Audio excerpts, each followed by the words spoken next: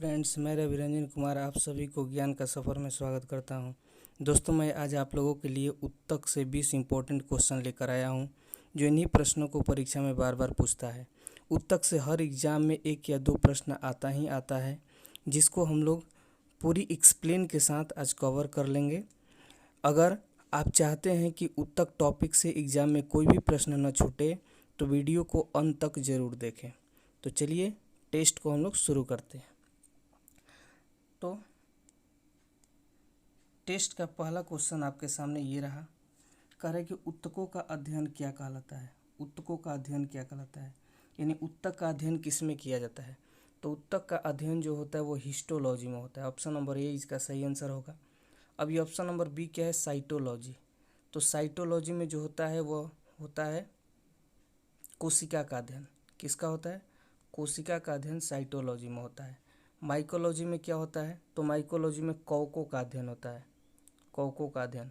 और फाइकोलॉजी में क्या होता है, तो शैवाल का अध्ययन होता है। ठीक है, ये तीनों लॉजी जरूर ही पूछता है। चारों इंपॉर्टेंट है आप लोगों के लिए, इसलिए इसको याद रखिएगा। हिस्टोलॉजी में उत्तकों का अध्ययन, साइटोलॉजी में कोशिका का अध्ययन, माइकोलॉजी में कवकों का अध्ययन, फाइकोलॉजी में शैवालों का अध्ययन। ये अगला प्रश्न क्वेश्चन नंबर 2 आप लोग के सामने ये रहा। क्वेश्चन नंबर 2 कह रहा है कि हड्डियों को पेशियों से कौन जोड़ता है। हड्डी जो है उस हड्डी को पेशी से कौन जोड़ता है। पेशी यानी मांसपेशियों से। तो मांसपेशियों से कौन जोड़ता है, तो आपके सामने पहला ऑप्शन है टेंडन, दूसरा है लिंगामेंट या इसको स्नायु कहते हैं, या टेंडन को हिंदी में हम लोग कंडरा भी बोलते हैं, कंडरा। और सी ऑप्शन है त्वचा, और डी ऑप्शन है नस। तो हड्डियों को पेशियों से कौन जोड़ता है, तो टेंडन जो होगा इसका राइट आंसर होगा। टेंडन जो होता है हड्डियों को मांसपेशियों से जोड़ता है। अब जो बी ऑप्शन है, बी है लिंगामेंट, यानी लिंगामेंट क्या करता है, तो लिंगामेंट हड्डियों को हड्डियों से जोड़ता है। लिंगामेंट हड्डियों को हड्डियों से जोड़ता है। ठीक है, ये लिंगामेंट का काम है, हड्डियों को हड्डियों से जोड़ना। अब इसको याद कैसे करेंगे, देखिए लिंगामेंट बोलने से भॉवेल कुछ आ रहा है, लिंगामेंट यानी सीमेंट। क्या आ रहा है, सीमेंट। क्या आ रहा है, सीमेंट। तो सीमेंट किसको जोड़ता है, 2 ठोस पदार्थों को जोड़ता है। जैसे ईंट हो गया, इसके ऊपर सीमेंट लगा दिया गया, फिर ऊपर ईंट लगा दिया गया, ये जुड़ गया, तो इसको जोड़ने का काम सीमेंट, यानी 2 ठोस पदार्थ यानी हड्डी से हड्डी को जोड़ने का कौन काम करता है, लिंगामेंट, यानी सीमेंट, हड्डी हड्डी।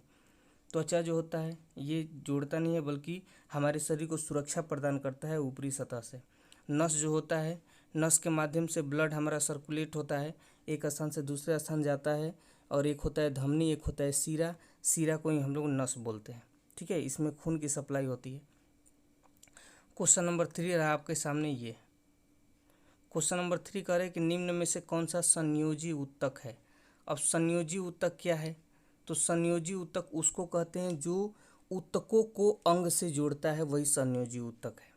तो इसमें ऑप्शन आपका दिया है, पहला दिया है अस्थि, और दूसरा है उपास्थि, तीसरी है दोनों, और फिर है इनमें से कोई नहीं। तो देखिए अस्थि और उपास्थि दोनों ही हमारे संयोजी उत्तक के उदाहरण है। ठीक है, संयोजी उत्तक के उदाहरण है। कौन सा, अस्थि भी है और उपास्थि भी है, क्योंकि अस्थि का काम है भी सारे पार्ट को एक साथ जोड़ करके चलना, और उपास्थि का भी यही काम है। ये शरीर के अन्य भागों तक पाया जाता है, जो शरीर के अन्य पार्ट में पाया जाता है वही संयोजी उत्तक है। ठीक है, तो इसका जो होगा ऑप्शन नंबर सी जो होगा वो राइट आंसर होगा, यानी दोनों, दोनों जो है संयोजी उत्तक है। अब क्वेश्चन नंबर 4, क्वेश्चन नंबर 4 आपके सामने ये रहा। ये कह रहे कि तरल संयोजी उत्तक किसे कहते हैं, या तरल संयोजी उत्तक कौन सा है, ये जानना है।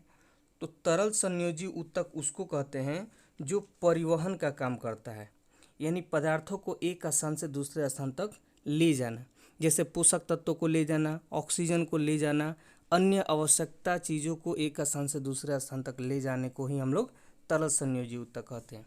तो देखिए ऑप्शन आपका दिया है खून, फिर दिया है हड्डी, फिर मलाशय और सभी। तो हड्डी जो होता है वो तरल अवस्था में रहता है और एक स्थान से दूसरे स्थान तक वस्तुओं को ले जाने के काम भी करता है, जैसे पोषक तत्वों को ले जाता है, ऑक्सीजन को ले जाता है और कार्बन डाइऑक्साइड को लेकर आता है। हड्डी जो होता है, ये हड्डी किसी को ले जाने और ले आने का काम नहीं करता है, बल्कि शरीरों को एक ढांचा प्रदान करता है और चलने फिरने में मदद करता है। यानी ये संयोजी ऊतक है, लेकिन ये खून जो है तरल संयोजी ऊतक है।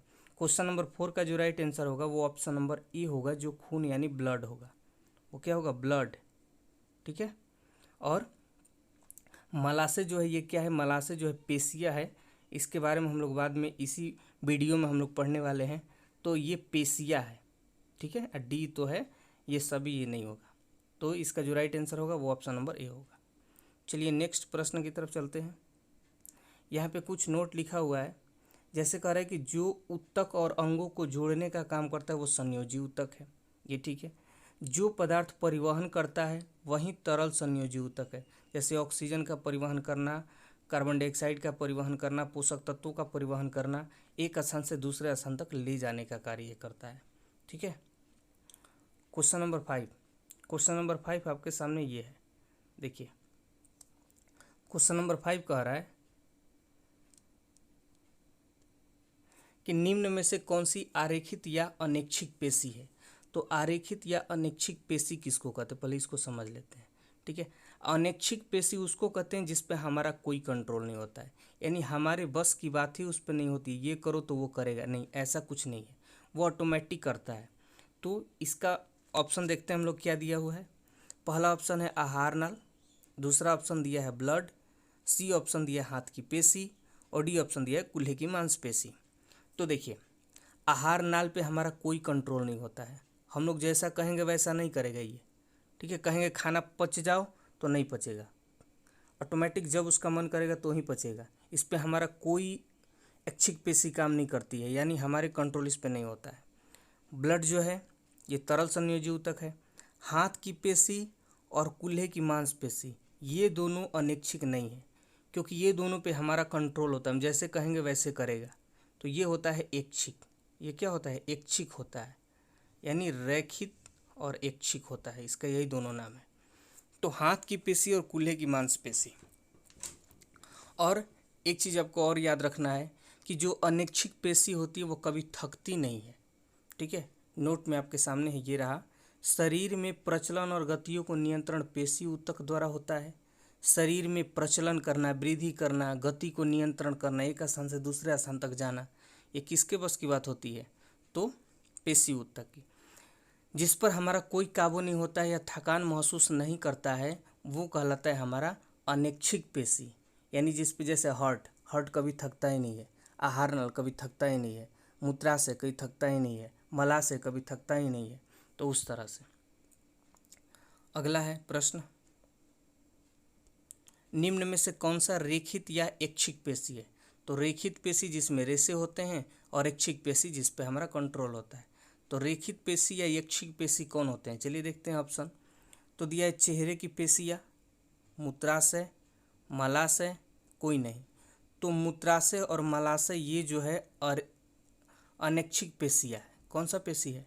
अनैच्छिक पेशी है, क्योंकि इस पे हमारा कोई कंट्रोल नहीं होता है। और चेहरे की पेशियाँ जो होती है ये ऐच्छिक पेशियाँ होती है, इस पे हमारा कंट्रोल होता है। तो ये ऑप्शन नंबर इसका जो है ए राइट आंसर है। ठीक है। चलिए क्वेश्चन नंबर 7 देखते हैं। क्वेश्चन नंबर 7 कह रहा है कि हृदय कौन सी पेशी है। हृदय कौन सी पेशी है।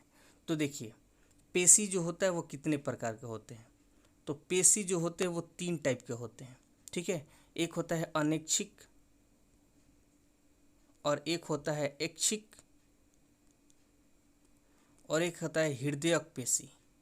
हृदयक पेशी यानी पेशी कितने प्रकार के होते हैं? 3 प्रकार के होते हैं, अनैच्छिक, ऐच्छिक और हृदयक। तो अनैच्छिक तो आप लोग समझ गए, जिस पे हमारा कंट्रोल नहीं रहता है, वो जो शरीर के अंदर पाया जाता है। और ऐच्छिक पेशियाँ वो होती है जिस पे हमारा कंट्रोल रहता है, शरीर के बाहर पाया जाता है। और हृदयक पेशी जो होता है केवल हृदय में पाया जाता है, यही है। ठीक है। अनैच्छिक पेशी कभी थकती नहीं है, ऐच्छिक पेशी थक जाती है। जैसे हमारी बाजू की जो मांसपेशियाँ हुई, पैर की मांसपेशियाँ हुई, कूल्हे की मांसपेशियाँ हुई, ये सब थक जाती है, इसमें दर्द होने लगता है ज़्यादातर चल देने से, ज़्यादा वर्क कर देने से। लेकिन अनैच्छिक पेशी में ऐसी कुछ बात नहीं है। हृदयक पेशी में भी वही है। तो इसका जो राइट आंसर होगा, हृदय कौन सी पेशी है। तो हृदय जो है कौन सी पेशी है? हृदयक पेशी है। हृदय कौन सी पेशी है? हृदयक पेशी है। बाकी जो अंदर की पेशियाँ होती है वो अनैच्छिक पेशी होते हैं और जो बाहर की होती है वो ऐच्छिक पेशी होती है। ठीक है, तो इतना आपको याद रखना है। संयोजी वो होती है जैसे ब्लड हो गया, हड्डी हो गया, ये संयोजी है। तरल संयोजी में खून आता है। अगला क्वेश्चन हम लोग देखते हैं, क्वेश्चन नंबर 8। क्वेश्चन नंबर 8 कह रहा है कि मानव शरीर में कुल मांसपेशियों की संख्या कितनी है। तो टोटल मांसपेशियों की बात कर रहा है, तो कुल मांसपेशियों की संख्या कितनी है जल्दी से बताइए। आप लोगों को ये तो पता ही होगा। तो दिया है option number A 639, B option दिया है 206, सी ऑप्शन दिया है 32 और डी ऑप्शन दिया है 400। तो जो 8 का राइट आंसर होने वाला है वो होगा ए, यानी 639 जो होते हैं मानव शरीर में टोटल मांसपेशियाँ होते हैं। 206 जो होता है वो हड्डी होता है और 32 जो होते हैं वो दांत होते हैं और 400 जो होते हैं वो होते हैं हमारे कौन सी पेशी, ऐच्छिक पेशी होते हैं। कौन से होते हैं, ऐच्छिक पेशी। कितने होते हैं, 400 होते हैं हमारे ऐच्छिक पेशी। और बच गया हमारा कौन सा, 639 में से अगर हम लोग 400 माइनस करेंगे तो कितना होगा, 932, 239 में और सभी पेशी आते हैं। तो ऐच्छिक पेशी की संख्या सबसे अधिक है हमारे शरीर में, 400। कौन सी पेशी, ऐच्छिक पेशी। सबसे ज़्यादा पीठ में हमारी ऐच्छिक पेशियाँ पाई जाती है, ये भी आपको याद रखना है। सबसे ज़्यादा ऐच्छिक पेशियाँ कहीं पाई जाती है, पीठ में पाई जाती है। चलिए क्वेश्चन नंबर 9 देखते हैं। क्वेश्चन नंबर 9 ये रहा आपके सामने, सबसे बड़ी मांसपेशी कौन सी है। तो ये सब प्रश्न ऐसे इंपॉर्टेंट प्रश्न है जो एग्जाम के दृष्टिकोण से बहुत ही महत्वपूर्ण है, इसलिए आप इस वीडियो को अंत तक देखें ताकि जो भी परीक्षा में बनने वाले इससे इम्पोर्टेंट प्रश्न है, क्वेश्चन है, वो आपका कवर हो सके। और हम लोग एग्जाम्पल को भी एक्सप्लेन कर रहे हैं ताकि और अधिक से अधिक जानकारी हो सके, और मेहनत करके हम आपको इतना अच्छा सा वीडियो पेश करते हैं। और अगले बार टेस्ट में हम लोग फ़ोटो के साथ ही हम लोग से अप्लाई करेंगे ताकि और भी अच्छा से ज्ञान हो सके, तो पिक्चर के साथ ही आगे हम लोग बढ़ते हैं। देखिए सबसे बड़ी मांसपेशी कौन सी है। तो सबसे बड़ी जो मांसपेशी है वो दिया है ऑप्शन नंबर ए, कूल्हे की मांसपेशी, अस्टेपिडियस, अस्टेपिस और फीमर। तो जो 9 का राइट आंसर होगा वो होगा कूल्हे की मांसपेशी। अब देखिए क्वेश्चन आता है कि कूल्हे की मांसपेशी क्या है। अगर यहाँ पे तस्वीर होता तो हम लोग आसानी से समझ पाते। तो अगले टेस्ट से हम कोशिश करेंगे कि सभी का पिक्चर आपके सामने पेश करें ताकि और अच्छे से जानकारी प्राप्त हो सके और कभी दिमाग से न हटे। तो इसका जो राइट आंसर होने वाला है वो होगा ऑप्शन नंबर ए, कूल्हे की मांसपेशी। ठीक है, सबसे बड़ी मांसपेशी जो हमारे शरीर की होती है वो कूल्हे की मांसपेशी होती है। अब ये कूल्हे की मांसपेशी कहाँ होती है तो हम आपको बताने की कोशिश करते हैं। देखिए जो सबसे लंबी हड्डी होती है वो फीमर यानी जांघ की हड्डी। तो जांघ की हड्डी जहाँ कमर के पास आकर के ज्वाइंट होती है वहीं हमारा होता है कूल्हे की मांसपेशी। ठीक है, वो सबसे बड़ी मांसपेशी होती है जिसको बूट यानी हम लोग चुत्तर के नाम से भी जानते हैं। तो वो जो होती है सबसे बड़ी मांसपेशी होती है। अब हम लोग देखते हैं क्वेश्चन नंबर जो ऑप्शन नंबर जो बी है वो अस्टेपिडियस दिया है। तो अस्टेपिडियस जो होता है वो सबसे छोटी होती है मांसपेशी। कौन सी, छोटी मांसपेशी होता है। यही बार बार पूछता है बड़ी मांसपेशी, छोटी मांसपेशी। और जो ऑप्शन नंबर सी है वो है अस्टेपिस। तो अस्टेपिस तो जानते ही होंगे, ये कान की हड्डी है।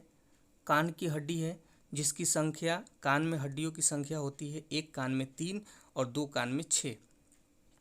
तो कान की हड्डी में 3 होती है जो सबसे छोटी अस्टेपिस होती है। तो शरीर की सबसे छोटी हड्डी जो होती है अस्टेपिस होती है। ठीक है, और फीमर जो है, फीमर यानी जांघ की हड्डी, ये सबसे बड़ी हड्डी होती है। तो ये हुआ। अगला कह रहा है कि शरीर में होने वाली ऐच्छिक या अनैच्छिक क्रियाओं को नियंत्रण कौन करता है। तो हमारे शरीर में जो भी क्रियाएं होती हैं यानी ऐच्छिक हो या अनैच्छिक हो, जिस पे हमारा कंट्रोल हो या न हो, उन सभी को नियंत्रण कौन करता है, इसके बारे में आपसे पूछ रहा है। तो इन सभी को नियंत्रण कौन करता है तो दिया है ऑप्शन नंबर ए, तंत्रिका ऊतक, बी दिया है संयोजी ऊतक, सी दिया है पेशी ऊतक और डी दिया है हृदय ऊतक। तो देखिए इसका जो राइट आंसर होने वाला है वो होगा तंत्रिका ऊतक। तंत्रिका ऊतक को मस्तिष्क भी कहते हैं और या इसको हम लोग न्यूरॉन भी कहते हैं।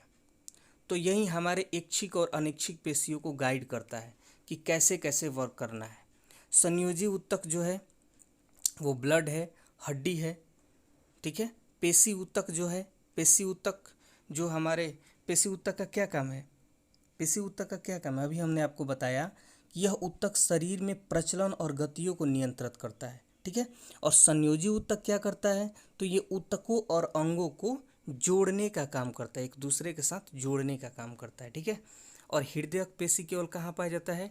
हृदय में पाया जाता है। तो यहाँ तक तो कोई दिक्कत नहीं है। अगले क्वेश्चन नंबर की तरफ हम लोग बढ़ते हैं, जो क्वेश्चन नंबर 11 ये आपके सामने रहा। क्वेश्चन नंबर 11 कह रहा है कि शरीर में, सॉरी यहाँ पे शरीर लिखा हुआ है, शरीर होगा, शरीर में होने वाली विभिन्न गतियों को कौन नियंत्रण करता है? जो शरीर में हमारे गति होते हैं अलग अलग प्रकार के, उसको नियंत्रण कौन करता है? तंत्रिका ऊतक करता है, पेशी ऊतक करता है, संयोजी ऊतक करता है, या सभी करते हैं? शरीर में गतियों का नियंत्रण कौन करता है? तो शरीर में गतियों का नियंत्रण हमारा तंत्रिका ऊतक नहीं करता है। तंत्रिका ऊतक का काम है क्या? तंत्रिका ऊतक जो होता है वो क्या करता है? और पेशी ऊतक क्या करता है? संयोजी ऊतक क्या करता है? इसके बारे में हम लोग को अभी जानना है। शरीर में होने वाली ऐच्छिक या अनैच्छिक क्रियाओं को नियंत्रण कौन करता है? तंत्रिका ऊतक करता है। यहाँ तक तो कोई दिक्कत नहीं है, तंत्रिका ऊतक का ये काम है। पेशी ऊतक का क्या काम है? तो पेशी ऊतक का काम है कि शरीर में जो भी हमारा गति होता है उस गति को नियंत्रण करना पेशी ऊतक का काम होता है, ठीक है। संयोजी ऊतक का क्या काम होता है? तो संयोजी ऊतक का काम होता है कि ऊतकों और अंगों को एक साथ जोड़ने का कार्य होता है। तीनों में कोई दिक्कत नहीं है। तंत्रिका ऊतक जो होता है वो हमारे शरीर को क्या करता है? चलिए जल्दी से बताइए, तंत्रिका ऊतक हमारे शरीर को क्या करता है? तो वह तंत्रिका ऊतक हमारे शरीर के ऐच्छिक या अनैच्छिक क्रियाओं को नियंत्रण करता है। पेशी ऊतक क्या करता है? तो शरीर में होने वाले गतियों को नियंत्रण करता है। और संयोजी ऊतक क्या करता है? तो संयोजी ऊतक हमारी विभिन्न ऊतकों को, अंगों को जोड़ने से कार्य करता है। और एक हमारा हो गया हृदयक पेशी। तो हृदयक पेशी जो होता है वो कहाँ होता है? हृदय में होता है। यहाँ तक कोई दिक्कत नहीं है। अगला क्वेश्चन नंबर 12 की तरफ हम लोग बढ़ते हैं।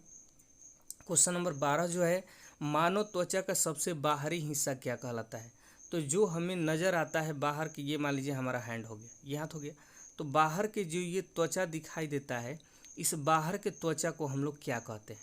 तो ऑप्शन नंबर ए दिया है स्क्लेरा, इंडोडर्मिस, एपिडर्मिस, हाइपोडर्मिस। तो इसका आंसर क्या होगा?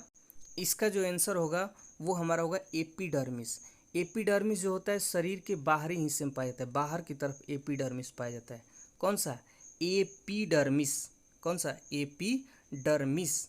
और जो होता है ऑप्शन नंबर जो हमारा डी है वो होता है शरीर के निचले सतह पे, यानी त्वचा के नीचे की ऊतक में हाइपोडर्मिस होता है। ये त्वचा के नीचे की जब हम बात करें अंदर की तरफ शरीर में तो त्वचा के नीचे की तरफ क्या होता है? हाइपोडर्मिस। ऊपर होता है हमारे शरीर के एपिडर्मिस और नीचे होता है हाइपोडर्मिस। ये आपको याद रखना है, एपिडर्मिस हाइपोडर्मिस। एपिडर्मिस त्वचा की बाहरी सतह है और हाइपोडर्मिस त्वचा की भीतरी सतह है, ठीक है। क्वेश्चन नंबर 13 देखिए, कह रहे कि पेशी ऊतक कितने प्रकार के होते हैं? तो अभी हमने बताया कि पेशी ऊतक 3 प्रकार के होते हैं। कौन कौन? तो ऐच्छिक, अनैच्छिक और हृदयक। ये 3 प्रकार के हमारे कौन से होते हैं? पेशी होते हैं, ठीक है। और हमारे ऐच्छिक पेशियों की संख्या कितनी होती है? 400 होती है। अगला प्रश्न देखिए आपके सामने, ये रहा क्वेश्चन नंबर 14।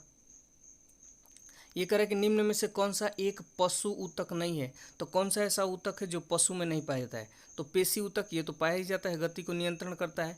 उपकला ऊतक ये भी पाया जाता है। तंत्रिका ऊतक ये भी पाया जाता है।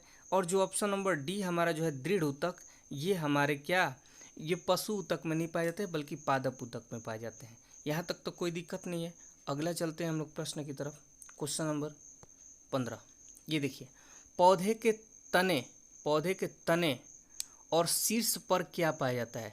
तो ये मान लीजिए पौधा हो गया, तो पौधे के तने में और पौधे के शीर्ष पर क्या पाया जाता है? तो पौधे के तने और पौधे के शीर्ष पर पाया जाता है शीर्ष विभिज्योतिकी। तो इसको तो याद करना आसानी है, क्योंकि शीर्ष पर कह रहा है तो शीर्ष विभिज्योतिकी पाया जाता है। पैरेन्काइमा कहाँ पाया जाता है? तो पैरेन्काइमा जो होता है जाइलम और फ्लोएम इससे बनी होती है। कौन, जाइलम, फ्लोएम और इससे पत्तियां बनी होती है और उसी के कारण प्रकाश संश्लेषण की क्रिया हो पाती है। अगर पैरेन्काइमा नहीं होगा तो न भोजन एक स्थान से दूसरे स्थान तक जाएगा, न जल का संवहन होगा एक स्थान से दूसरे स्थान तक, और न ही पेड़ पौधे में प्रकाश संश्लेषण की क्रिया हो पाएगी। यानी पेड़ पौधे स्वपोषी होते हैं जो अपना भोजन खुद से बनाते हैं, लेकिन मनुष्य जो होते हैं वो परपोषी होते हैं, दूसरे पे निर्भर होते हैं। तो ये किससे संभव हो पाएगा, तो पैरेन्काइमा से हो पाएगा, क्योंकि ये रहेगा तो पत्तियां बनेगी और पत्तियां बनेगा तो ही प्रकाश संश्लेषण की क्रिया होगी। इसलिए पेड़ पौधे का रसोई घर किसको कहा जाता है, पत्तियों को कहा जाता है। किसको कहा जाता है रसोई घर, तो पत्तियों को पेड़ पौधा की रसोई घर कहा जाता है। यहाँ तक कोई दिक्कत नहीं है। अगला पहला ऑप्शन तो आप जान ही गए कि क्वेश्चन नंबर 15 का जो पहला ऑप्शन होगा यानी ए जो होगा इसका राइट आंसर होगा, तने और शीर्ष पर पाया जाता है। लेकिन जो ऑप्शन नंबर बी है वो पैरेन्काइमा है। इसी पैरेन्काइमा से पेड़ पौधे के जाइलम बनते हैं, फ्लोएम बनते हैं, पत्तियां बनता है। अब स्क्लेरेन्काइमा क्या है, ऑप्शन नंबर सी क्या है, तो स्क्लेरेन्काइमा से ही पौधे को कठोर बनाया जाता है। स्क्लेरेन्काइमा जिस पौधे में नहीं पाया जाएगा वो पौधा कठोर नहीं होगा, यानी मजबूत, हेवी जो पौधे का पार्ट कौन बनाता है, स्क्लेरेन्काइमा बनाता है। पार्श्वविभज्योतिकी क्या है, तो पार्श्वविभज्योतिकी जड़े और तने के किनारे पाया जाता है। ये मान लीजिए ये वृक्ष हो गया, ये जड़ हो गया, तो जड़ और तने के किनारे भागों में जो होता है, ये किनारे भागों में, तने के किनारे भागों में वो क्या पाया जाता है, पार्श्वविभज्योतिकी पाया जाता है। यहाँ तक कोई दिक्कत नहीं है। क्वेश्चन नंबर 16 की तरफ बढ़ते हैं। क्वेश्चन नंबर 16 करें कि पौधे में कौन सा ऊतक जल का संवहन करता है। यानी पौधे में, जैसे ये पौधा है तो पौधे में जल तो ऑल पार्ट तक चाहिए ही, तभी तो वाष्पोत्सर्जन की क्रिया होती है। पेड़ पौधे में किसकी क्रिया होती है, वाष्पोत्सर्जन की। यानी पौधे के विभिन्न भागों तक जल होता है।